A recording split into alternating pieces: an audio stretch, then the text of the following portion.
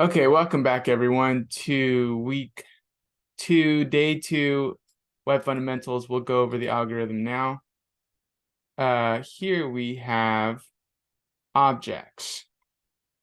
So objects are like arrays in that they store data of multiple types. The way they store data is in through a variable. So you say variable and then you name the variable. On the right side of the equal sign, you have an open and closed curly bracket. Between each item of data is a comma to separate. Okay, so this is 1. And instead of having an index where the first one is 0, the next one is 1, everything is in what's called a key value pair. Okay, so on the left-hand side is the key. All right, and the key opens the value. They're paired together. So the value of the key ID is 1. And for name, that's the key. The value is the string, which says Bulbasaur. This type has a value of an array. This array has 2 values.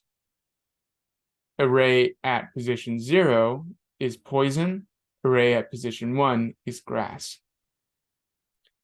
Okay, so how do we access the data inside of an object? How do we go inside of an object? Can anyone tell me?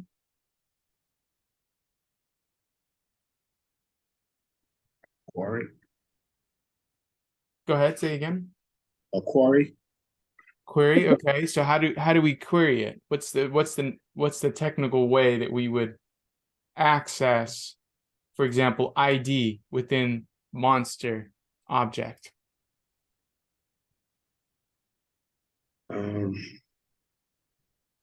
That one I don't have, I'm not gonna lie. Okay, if we say monster.id.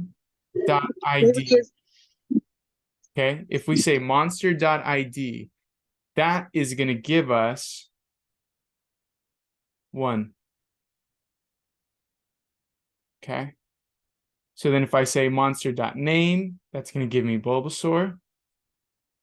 If I say monster.types, it's going to return that specific array. This one, poison and grass. So if I say monster.types, it's going to give me back the whole array. So then how would I access, let's say, just poison in this monster object? How would I access the poison?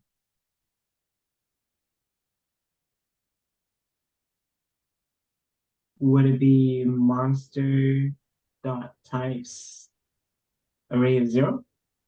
Okay, so look at the way it's written here. Yeah, so let's write this actually. Monster dot types at 0.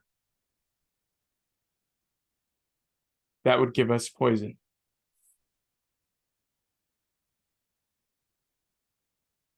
Okay, so having these rules, having a way to access this object, here we have an array of objects now. Okay, remember an array is ordered 0, 1, 2, 3. So now we have a bunch of objects. The first object has this ID of 1, named Bulbasaur, types poison grass. It has 2 types. The next one is 5. And this index in the array of Pokemon has ID 5, the key value pair of name Charmeleon, and then at the end here it says types fire for types. Okay. What if we wanted to console log the names of the Pokemon who have an ID that is greater than 99?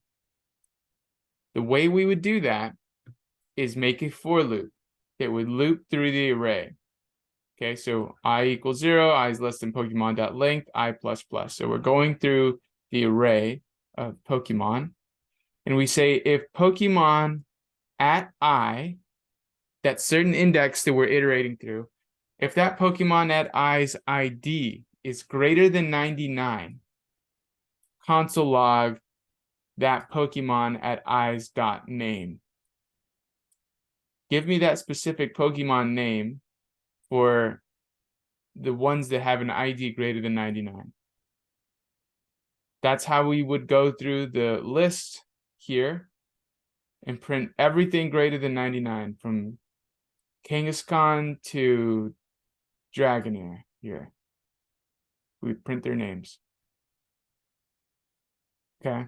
Does anyone have any questions about how this for loop would work?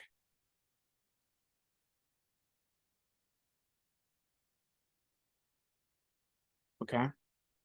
No questions. So then what we're going to do today is split up into groups as usual. And we're going to do these 4 challenges plus the bonus challenge. Console log the Pokemon objects whose ID is evenly divisible by 3. We know how to do that with the modulus, right? The Pokemon objects that have more than one type. So if they have more than one type here, see, for example, rock and ground, water, poison, that's more than one. So the Pokemon objects that have more than one type, console log those. Console log the names of the Pokemon whose only type is poison. Whose only type is poison. So, for example, is there anyone here whose only type is poison? Yeah, this one here. Look at these, Ekans and Arbok. They only have one type and it's poison. As opposed to this one here, Bulbasaur has poison and grass. So the only type, console log the names of the Pokemon whose only type is poison. And console log the first type of all the Pokemon whose second type is flying. Okay, has to have the second type as flying here. For example, Moltres has fire and flying. Give me the one who has a second type of flying. Lastly, the bonus challenge is to reverse the names of the Pokemon whose only type is poison. So the ones whose only type is poison, the one you get from question 3, reverse their names. Okay. All right. So does anyone have any questions about how this works? What we're tasked to do here? Okay, then let's go ahead and split up into groups.